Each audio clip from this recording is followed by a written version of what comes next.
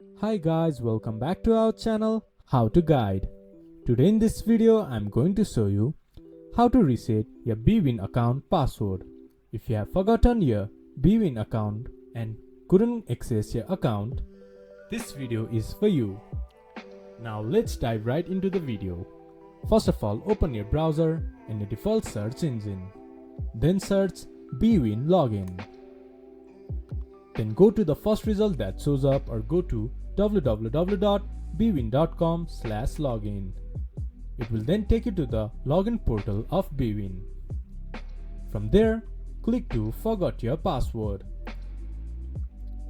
Then this type of interface will appear in your screen. Enter your email address and your date of birth. Then click to submit. Then you will receive a reset link in your email address.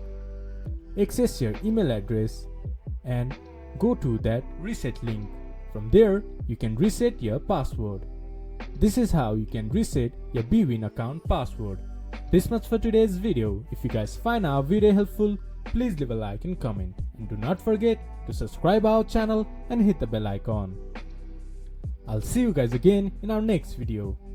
Thank you for watching.